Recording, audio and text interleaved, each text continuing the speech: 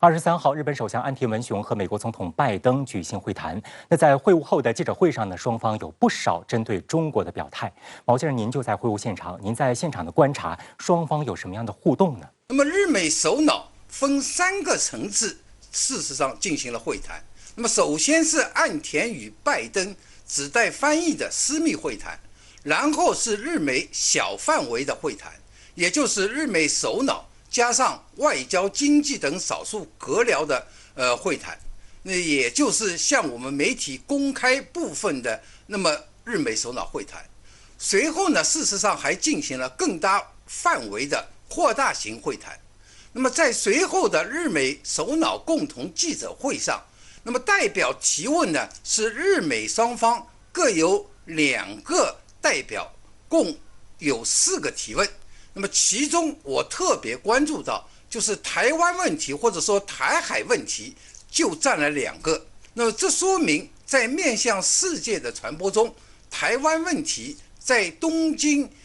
政治舞台上面被刻意或者说有意得到了放大。同时呢，日美除了在政治军事领域以外，还在科技以及经济和重要供应链等领域方面要提出加强合作。那么所有这一些汇总起来，释放出一个重要的信号，那就是日美在东京吹响了对抗中国的新的集结号。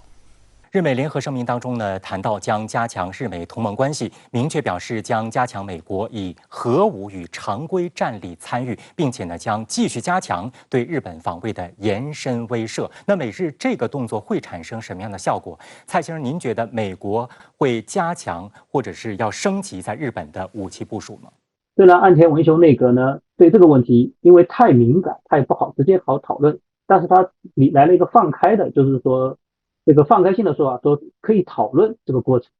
那么其实流露出一个就是说坦率来讲不是很好的迹象。那么与此同时呢，我们看到呢，就是说安倍晋三的一个子弟兵叫佐藤正久的，他是自民党的外交部会部会长，他就明确说可以在北海道部署美军的这个中程导弹，那么其实是携带那个核弹头的。那么当然这样的说法实际上就是说是比较敏感的。那么比较敏感以后呢，后来就很清楚说这是他个人意见不代表党的意见，也不代表岸田政府的意见。那么与此同时的话，实际上他这个提法一提出来，那么北海道很多人就提出强烈的抗议。所以就是说在目前这个情况来讲呢，他们先是一个政治的表述，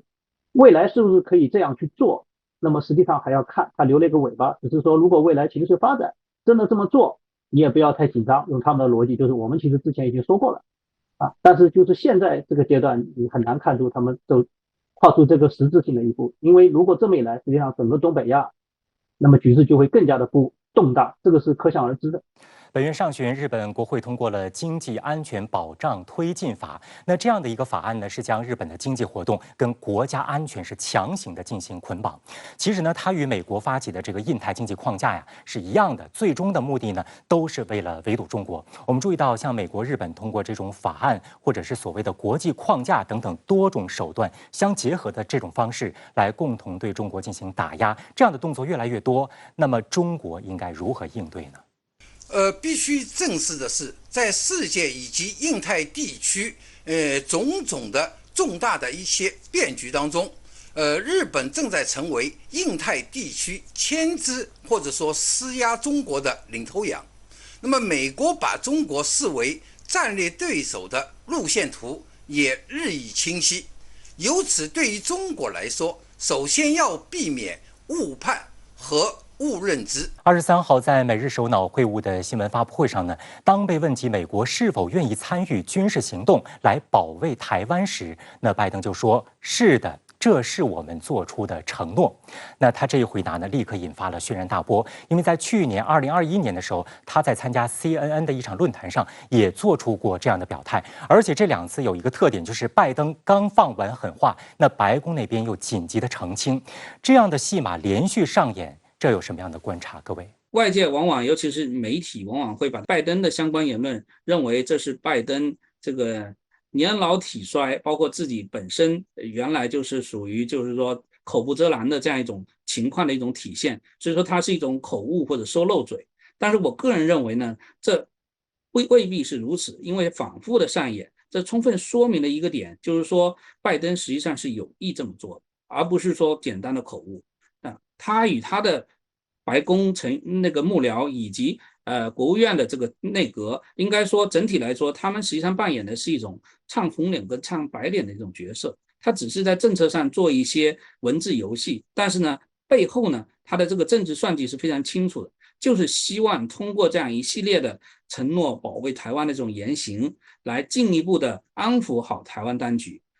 同时也安抚美国的地区盟友，来进一步的为未来美国在这个地区所采取的一些实质性的政策调整做好相应的准备。你如果结合之前，就是说美国国务院在它的网站上把关于对台湾跟台湾的关系做了大幅的修正，用我们官方的话说，实际上它是在什么呢？叫掏空这个虚化一个中国的政策。综合考虑，我认为不是战略清晰，而是政治清晰。战略上它依旧有它的模糊空间，只是政治的表述更加清晰。与此同时呢，拜登又表示说，美国同意一个中国政策，美国的对台政策一点儿也没有改变，并且呢，我们注意到在美日联合声明当中也没有协防台湾这样的字眼或者是措辞。毛先生，您怎么来解读？这是关系到国际法和顾及不能过度刺激中国的原因。因此呢，日美采取了在记者会上造势的这么一种舆论压力。我认为这也是日美间相互配合，在台湾问题上对中国采取的一种所谓的延伸威慑的一种策略。就在这次拜登启程前往亚洲之前啊，美国的52名参议员联合上演了一出致函秀，就是他们写信给拜登，提出呢要把这个台湾纳入到印太经济框架当中。张先生，您怎么来看这样的一场表演？我们注意到，无论是美国的这个贸易代表戴奇，还是这个商务部长雷蒙多，都对这件事儿不置可否。你又如何解读？因为我们知道第一批的13个成员，应该说其中有不少的地区国家，那么地区的中小国家，他们在一个中国的政策上，他们是与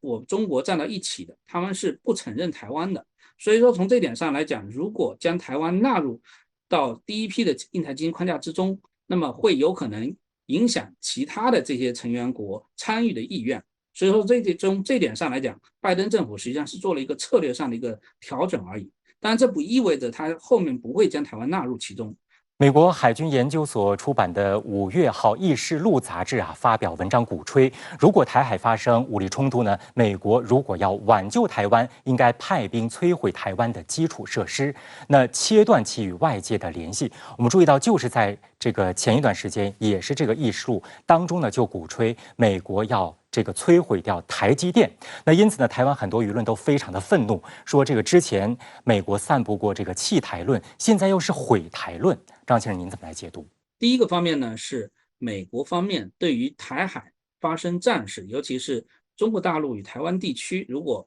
发生了这个冲突的话，那么他们对于这个战事的判断是台湾很有可能会输。所以说从这一点上来讲，他们如果要某种程度上挽救台湾，他实际上就是要挽救美国在台湾的利益。所以从这一点上来讲，他派兵来摧毁台湾的基础设施，切断它与外界的联系，一定程度上就是通过毁台的方式来保住或者说避免美国在台的利益受到更多损失。另一个方面的思维呢，我觉得它体现的是在战争的背景之下，他们对于岛内的民生是完全忽视、完全不重视的。有分析认为呢，这一次的四方安全对话，中国成为最大甚至是唯一的焦点的原因呢，就是因为当下大家都非常关注的这个俄乌的问题上，并没有取得完全的共识。那蔡先生，您认同这样的一个分析吗？我认为这个分析呢有它一定的正确性，因为印度实际上始终在对于俄罗斯这个问题上，跟其他3个国家美国、日本、澳大利亚没办法完全是保持一致。没办法完全保持一致的话，那么他们希望就是在对华这个问题上，四方要保持一致。但是我个人要强调一点是什么呢？就是实际上你看到，在俄乌冲突爆发之初，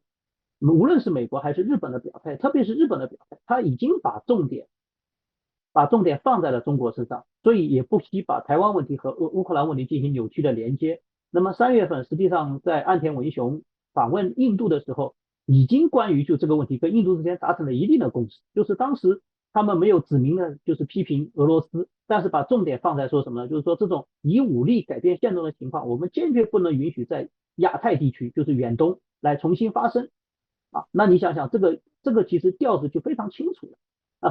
这次峰会最大的一个变量呢，就是澳大利亚上周六举行的大选。那澳大利亚这个新总理阿尔巴尼斯，他也最快的速度赴日本参加了这次会议。他的加入会对四方安全对话产生什么样的影响？我个人觉得，首先阿尔巴内塞他刚刚上台，那么他马上就选择这个赶紧出席这个四方安全对话，这充分显示了阿尔巴内塞他对四方安全对话的认知，将这个作为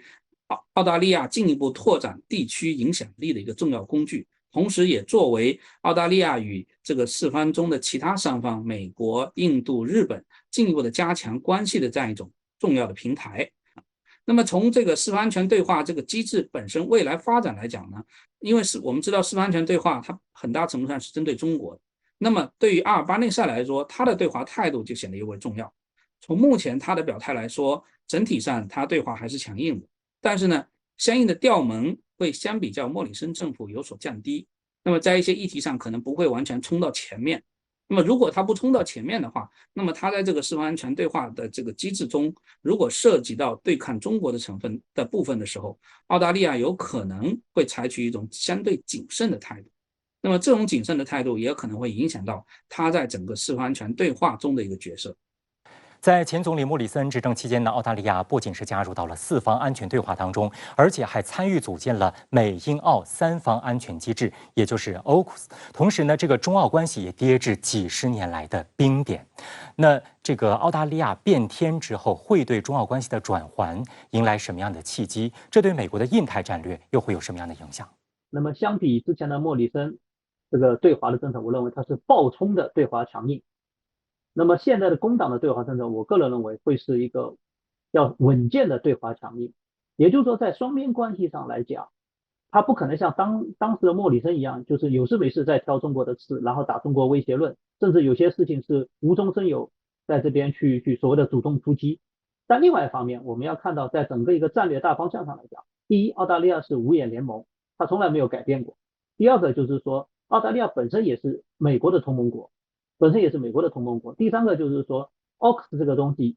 建立，它今天也不可能退出。所以在这个情况来讲，在整个一个大方向来讲，在无论是战略方向还是价值观角度来讲，澳大利亚还会跟之前的莫里森政府是一样的啊，大方向也是站在美国这一边的。有分析认为拜登此次亚洲行是为了强化4-3-2为主体的印太安全框架，也就是美日印澳四方安全对话、美英澳三方安全机制、美日美韩两个关键的双边同盟，而针对的最大假想敌就是中国。而随着美日联手越来越紧密，给地区安全会带来怎样的挑战？中国应当如何保持警惕呢？这次拜登亚洲行所体现的，美国确实正在编织一个亚太地区的这样一个整体恶华的联盟网络，所以对于整个地区安全形势来说，它会带来更多的阵营对抗和冷战的思维。所以说我们会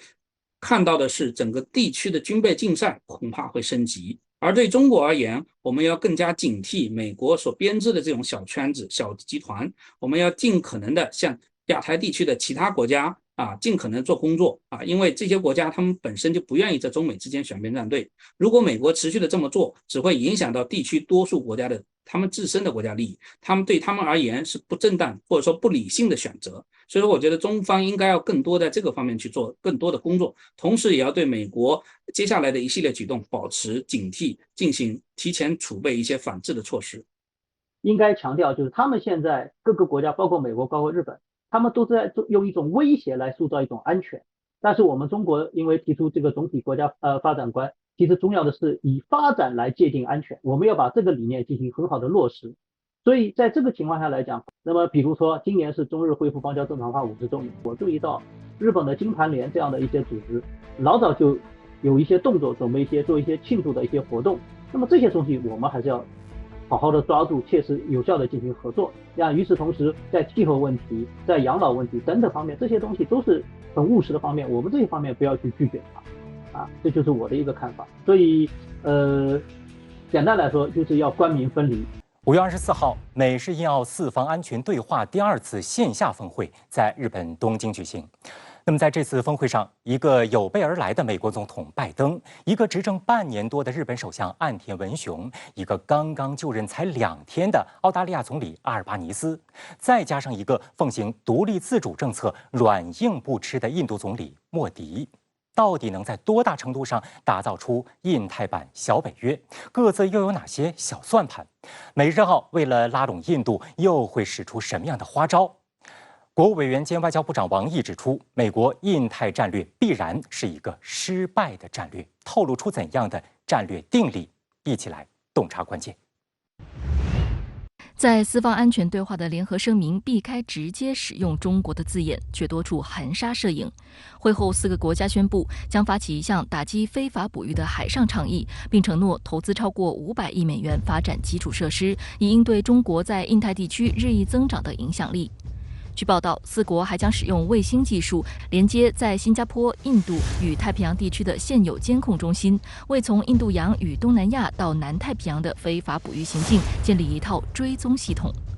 根据这项计划，即使渔船关闭了通常用于跟踪船只的应答器，上述国家仍能监控到非法捕鱼活动。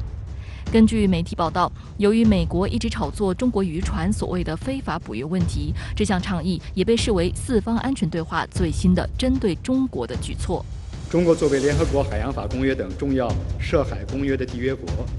一贯积极履行自身有关国际法义务。我们请有关国家不要戴有色眼镜，进行毫无根据的指责，搞小圈子，挑动阵营对立，才真正威胁构建和平、稳定、合作的海洋秩序。这4个国家呢，所谓的研发新的技术啊，就是呢有明显的军事意图的。说白了，就是呢为了监控呢中国海军舰艇的活动的啊，目的呢只有一个，那就是在印太地区啊对中国呢去进行呢战略的遏制。那么由于美国呢是技术实力最强，所以啊在这四方安全对话机制里边，现在呢要研制新的监控技术，也是呢以美国为主，那其他这3个国家呢就跟着美国混的。那也就是说啊，美国呢对于四方安全对话的这个控制能力啊会不断的加强的。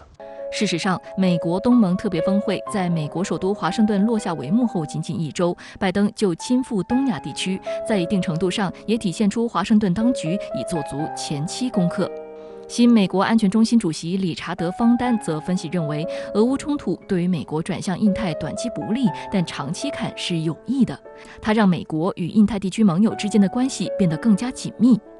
日本和韩国是美国的条约盟友，两国外交和安全政策都在俄乌冲突背景下呈现重大调整，这为美国拉紧日韩、谋局印太、施压中国提供了机遇和空间。与美国一样，日本也在不遗余力地积极推进四方安全对话，最大的目标也是配合美国在印太地区制造能够牵制中国的小圈子。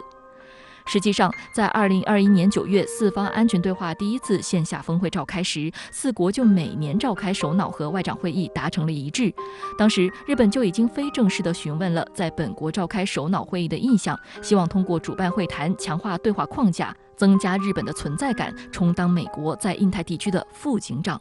日本在印太地区以美国代理人的姿态，帮助拜登政府拉帮结伙，同时兜售日本在东海、钓鱼岛及台海的私货，还有南海。事实上，日本为四方对话提供了战略设计构思，拜登也为激励岸田开出了空头支票，把日本成为改革后的联合国安理会的常任理事国写入了首脑会谈的共同声明，而这也是日本期盼多年的夙愿。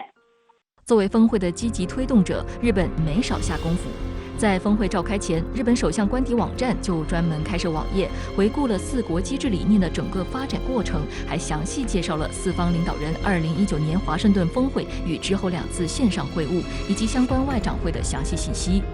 而这个网页最吸引眼球的就是日本专门为这次峰会设计的标志 ，Quad 用大写字母绘制，第一个字母上的红色圆圈与日本国旗上的红色圆圈完全一样。分析认为，岸田已做好从经济和安全保障等方面全面配合拜登的准备，岸田政府将成为大国竞争中的为他人火中取栗者。事实上，就在四方峰会举行的3天前，澳大利亚大选才尘埃落定。阿尔巴尼斯领衔的工党以大幅优势击败莫里森领衔的执政党，结束了持续9年的莫里森时代，获得参加本次四边安全对话峰会的入场券。而众所周知的是，在莫里森执政时期，澳大利亚堪称是美国在亚太最忠诚的马前卒，一直采取激进的对华政策。对于这个新伙伴，拜登也表示出了极大的热情。他甚至还开玩笑说：“如果您在会上睡着了，那也没事儿。”阿尔巴尼斯也没有辜负拜登的期望，他在峰会上就表示，他的政府将继续维持四方合作的政策。会谈结束后，他还在社交媒体上发文：“我期待2023年在澳大利亚接待四方安全对话领导人。”阿尔巴尼斯在四方安全会议上的讲话，他一开场他就强调了他对四方安全机制的这个价值观的一个高度认同。他作为澳大利亚新任总理，宣布了他对这个机制的一个认可和承诺，他用到了 commitment 这个词嘛。在随后不是阿尔巴尼斯也会答记者问这样一个环节，他也是一开场他又强调了澳大利亚对这个机制的一个认可和愿意继续投入这个机制的这样的一个决心，他还是用了 commitment 这个词。有观察就注意到，就在阿尔巴尼斯在前往东京途中，他还与英国首相约翰逊进行了电话交谈，两人讨论了奥库斯、澳英美三方安全伙伴关系和应对气候变化挑战的议题。阿尔巴尼斯虽然会说中文，还曾经公开批评疫情期间针对华人的种族歧视性言论，提出修复与中国经济关系。但在所谓的政治安全方面，许多分析也指出，阿尔巴尼斯将延续莫里森政府对华立场，同样采取更为强硬的对华政策。在澳大利亚大选期间，他就曾因中国与所罗门群岛签署安全合作协议，主张对华强硬。5月23号，在他宣誓就任总理后不久，还瞄准中国称，澳中关系仍将艰难，并将问题甩锅给了中国。It is China that has changed, not Australia. 有分析认为，具体到对华的政治和外交方面，澳大利亚可能会降低涉华问题的声调，但在大的原则性问题上，工党彻底改变对华政策的可能性不是很大。而现在，阿尔巴尼斯刚上任就积极在美日印澳四方对话机制中刷存在感，这也显示出中澳关系仍将面临复杂性，恐怕仍需不短时间的试错期，才能确定其应有的对华定位。我觉得工党它肯定会有一个调整、适应和试探的一个过程。跟中国从现实角度来讲，工党一般呢在对外政策上呢也是讲究务实的。我听他这个四方的讲话里面，我觉得他应该也不是盲目的就会安全化所有中国的议题，他会基于这个国家利益和政党利益对这个中澳关系进行一个调整，只是说这个过程可能不是特别的快。其实，除了澳大利亚的新总理，印度总理莫迪在四方峰会上同样备受关注。无论是在俄乌问题上，还是在中国问题上，印度都非常谨慎。事实证明，这次四方峰会的联合声明确实也没有点名俄罗斯，外界也视为这是美国对印度的妥协。事实上，印度与俄罗斯是特殊和尊荣的战略伙伴关系。印度多年来与俄罗斯在防务上有着紧密关系，莫斯科是新德里最大的武器供应商。而且，除了提供更便宜的武器并参与联合开发和共同生产之外，俄罗斯比其他国家更愿意提供敏感技术，并减少最终用户的限制。这是印度不愿放弃的优势。其实，为了拉拢印度，美国及其盟友不断给印度送大礼。据彭博社5月17号报道，美国考虑在外国军事资助计划框架下，将5亿美元纳入该一揽子军事援助方案中。彭博社指出，一旦实施，印度将成为该计划的最大接受方之一，仅次于以色列和埃及。而日本、澳大利亚、英国还表示要加强与印度的国防合作，支持印度发展本国国防工业。中国现代国际关系研究院南亚研究所副所长娄春豪分析认为，这次四方安全对话既谈到了一些热点地区问题，也谈到了未来包括基础设施、网络、海洋等一些功能性领域的合作。不难看出，随着美印关系逐渐改善，印度对印太战略的融合程度也在加深。俄乌冲突之后呢，其实我们一度认为印度它由于坚持战略自主，那么它实际上是会继续走它的一个独立自主的一个外交。但是从近期的一系列动向来看，我觉得其实在战略上、在经济上、在防务上，那么印度跟美国主导的这个印太战略之间的融合都日益的一个紧密。那么包括美国、日本甚至英国都要帮助印度来发展它本国的一个国防工业，来降低对俄罗斯的一个依赖，包括帮助印度来发展印度本国的一个制造业，来跟中国进行一个产业竞争。所以从很多这个角度来讲，印度应该说是进一步的倒向美国，这个态势是比较明显的。此外，据印度《欧亚时报》5月21号报道，日本已提供34.2亿美元资金，协助稳定具有战略意义的印度安达曼尼科巴群岛的电力供应。这些岛屿在战略上靠近马六甲海峡，该海峡是中国能源运输所依赖的通道和咽喉。这些岛屿还支配着孟加拉湾以及10渡海峡等，每年有超过6万艘商船通过这些海峡。这个安达曼尼科巴群岛啊，它这个战略位置非常重要。印度呢，它一直也是排斥或者警惕其他国家来参与这个群岛的任何的一个事务。但是近2年出现了一个新的一个变化，第一呢，就是它欢迎日本来参与这个群岛的一些基础设施建设；另外一个呢，就是美国在前2年这个反潜机，那么首次停在这个安达曼尼科巴群岛。所以这些动向都表明，其实印度它对美日在安达曼尼科巴群岛的一些活动，它现在持更加开放的一个态度。那么，印度跟这些国家的海上安全的一个合作，并且通过来加强对印太海上通道的一个扼控力、一个态势感知，甚至是今后的一个联合的一个反潜能力这方面，那么我觉得都是他们一个下一步会着重推进的一个领域。在结束访韩日程后，美国总统拜登于5月22号下午5时抵达东京横田美军基地，开始了为期3天2夜的访日行程。23号，拜登与日本首相岸田文雄举行了双边会晤，并在下午正式启动了印太经济框架计划。这是拜登上台以来首访日本，也是岸田文雄去年10月当选日本首相以来首次与拜登进行正式会谈。在会后，日美发表的联合声明当中，有10次提到了中国，涉及东海、南海、台海、新疆等等议题，频频对中国内政指手画脚。中国驻日大使馆第一时间就日美领导人会晤涉华消极动向表明严正立场。那么这份恶华声明体现了日美怎样的态度和用心？日美如何通过渲染中国威胁来达到其扩张政治军事势力的目的呢？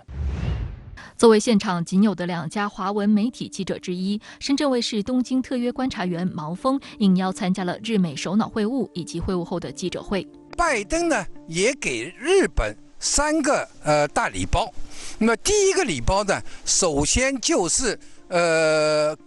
肯定日本在地区的领导作用。那么这个呢过去是比较少的。那么第二方面呢，也就是肯定或者说支持岸田政府今后要进一步强化日本的军事能力，也就是大幅增加军费，在地区发挥更多的军事作用，同时呢也增强日本的反击能力。那么这个呢，拜登给予了支持。那么第3个礼包呢，无论是那个拜登总统也好，还是岸田首相，都反复强调了日美同盟现在是有史以来最好的那么一个时期，日美同盟也是走向了更加强固的那么一个时期，也就是过去的日美同盟是父子关系的话，那么现在的日美同盟更接近于兄弟关系。在美日联合声明中，关于推进自由开放的印太地区的部分，花了不小的篇幅讨论涉华议题。声明称，岸田和拜登呼吁中国谴责俄罗斯在乌克兰的行动，并且老调重弹地提及所谓强烈反对任何单方面改变东海现状的企图，维护台海和平与稳定，以及南海与所谓维护航行与飞越自由等涉华消极言论。此外，美日还夹带私货，提到新疆、香港，称将持续关注当地情况。值得注意的是，在本次联合声明中，美日还对中国与所罗门群岛之间的安全合作妄加指责，称该协议缺乏透明度，没有解决地区关切的声音。事实上，中方和所方早就对相关情况进行过详细说明与澄清。所罗门群岛总理马纳西·索加瓦雷也多次指出，与中国签订的协议不会损害地区的和平与和谐。他强调，该协议允许保护所方基建设施，但不会让中国在该国建立军事基地。实际上是赤裸裸地对中国内政的干涉，特别是关于中所之间的关系，这个纯粹是两个主权国家之间的关系问题。美日两国在联合声明中对中所之间的关系，是不是透明等等，这个是赤裸裸的霸权主义。值得警惕的是，美日在联合声明中还渲染所谓中国核威胁，两国领导人确认了确保美国延伸威慑的重要性，将继续通过安全协商委员会和延伸威慑对话来加强合作。今年4月4号，美国国防部长奥斯汀在美日防长会谈时曾重申，美国包括核武器在内的延伸威慑承诺不会动摇。有分析就认为，美国一直在通过增强核保护伞等方式推动构建极具冷战色彩的军事小圈子。接下来可能在日本部署更多武器，进一步将日本变为与大国对抗的军事前沿。5月23号下午，拜登还在东京正式宣布启动印太经济框架。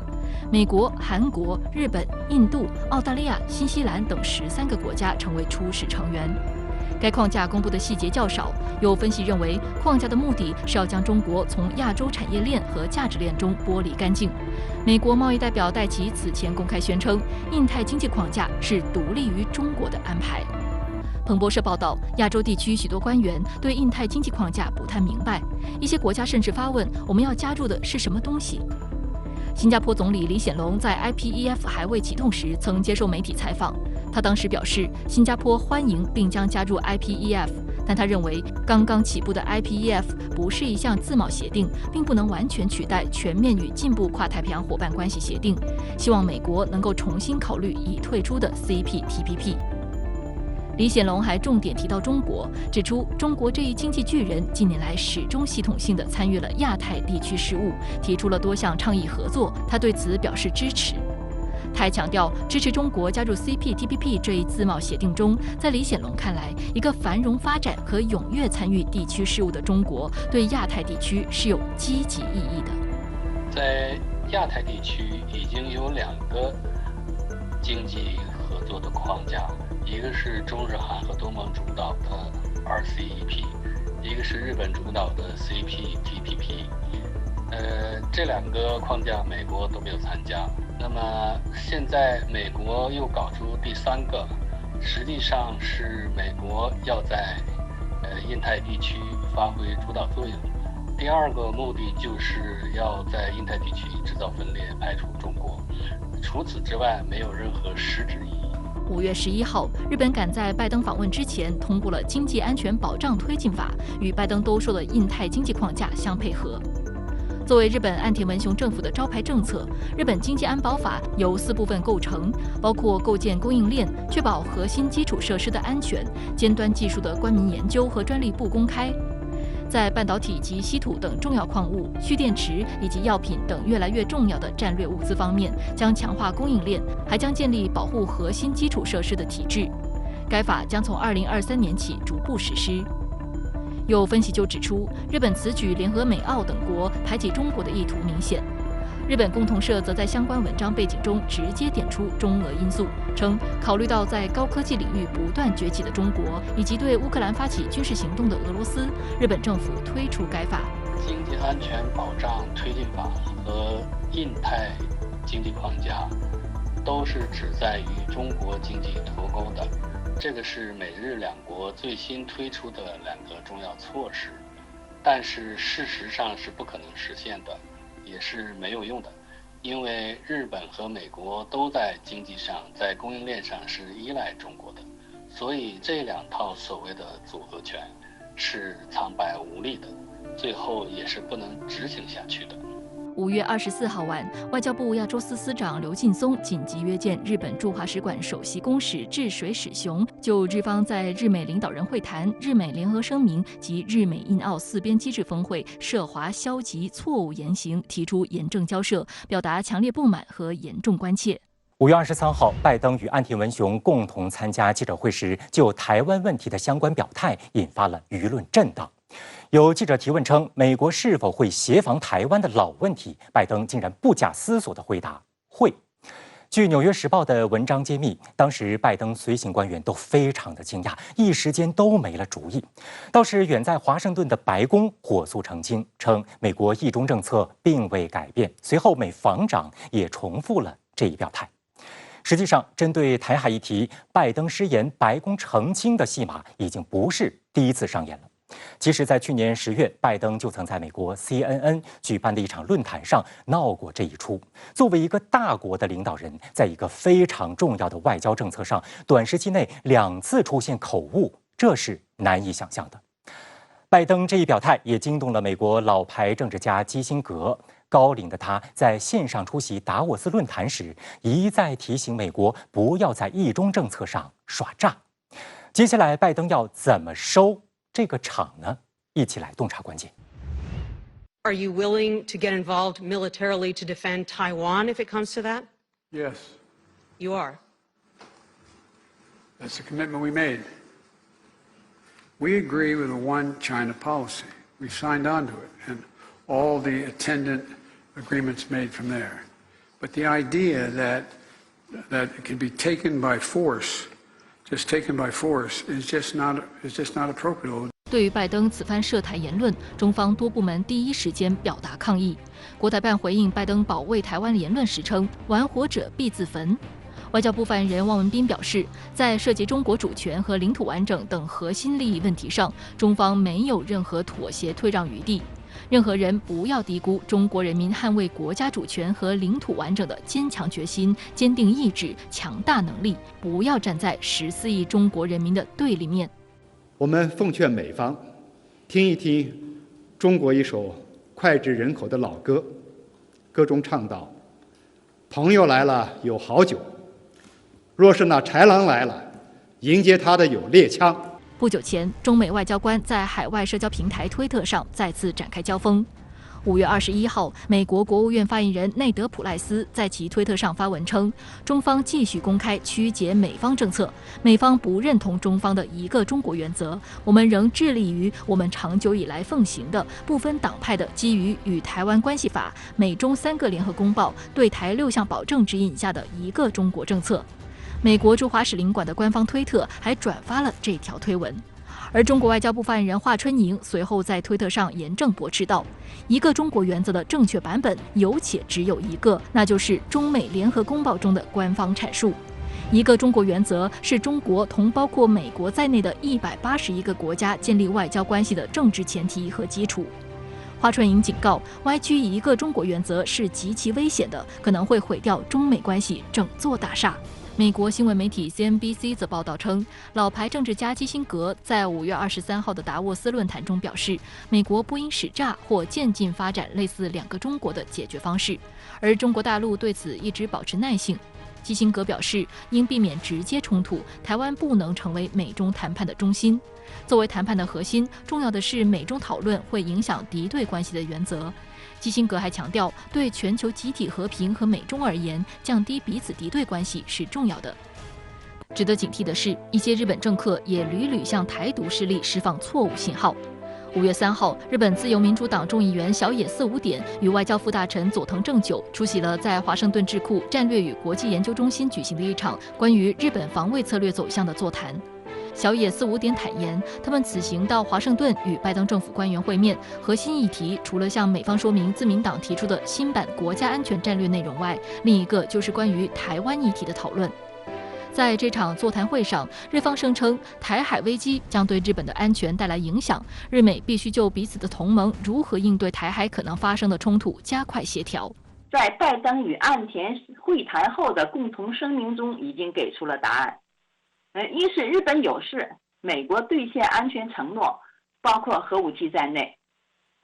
这个是可以保卫日本的。安倍提出的核共享等言论是不被美方接受的。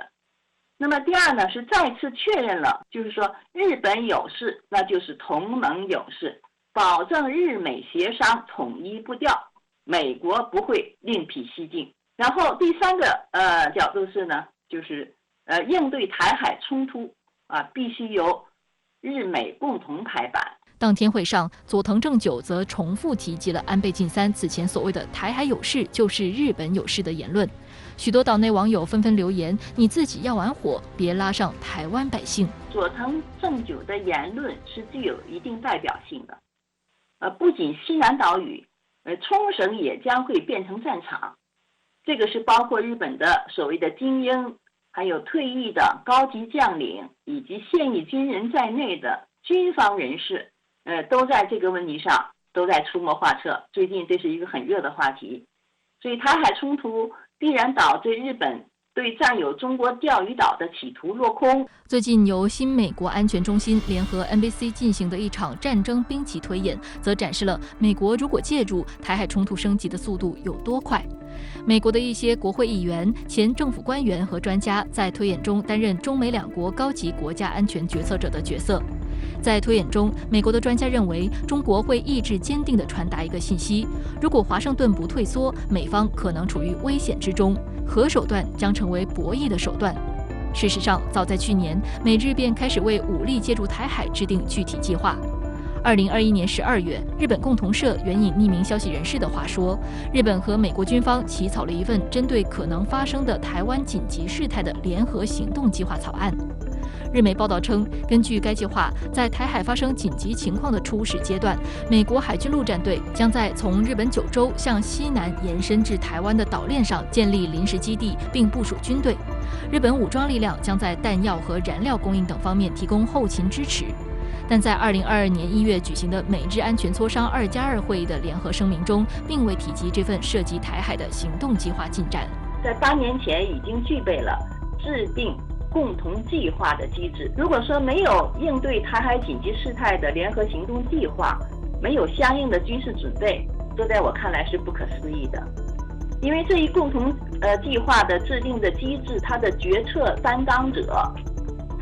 是以日本首相与美国总统为最高负责人的3个级别的4个机制构成。指挥这4个机制的是自卫队与美军的指挥系统，这是一个属于不断更新的顶级军事机密。外界注意到，就在拜登开启亚洲行前夕，美国52名参议员组成的2党团体共同签署了一封给拜登的信，敦促将台湾纳入印太经济框架。绿营再度进行炒作，声称这是美方公开挺台的大动作。台当局还一度窃喜，以为能够成为该框架的成员。无独有偶，美国给台湾开的空头支票再遭打脸。就在5月22号，第75届世界卫生大会已经在瑞士日内瓦召开，闹腾了许久，想要以观察员身份参会的民进党当局未获邀请。台湾友邦邀请台湾参加世界卫生组织的提案也遭到驳回。岛内舆论指出，事实证明，美方的支持并没有什么实际作用，而美方越是加剧利用台湾抬高声势，只会把台湾逼向更加危险的境地。东部战区新闻发言人施毅陆军大校表示，近日中国人民解放军东部战区在台岛周边海空域组织多军兵种联合战备警巡和实战化演练，这是对近期美台勾连活动的严正警告。美方在台湾问题上说一套做一套，频频给台独势力壮胆打气，这是虚伪的、徒劳的，只会把局势引向危险境地，自身也将面临严重后果。台湾是中国的一部分，战区部队有决心、有能力挫败任何外部势力干涉和台独分裂图谋，坚决捍卫国家主权安全和地区和平稳定。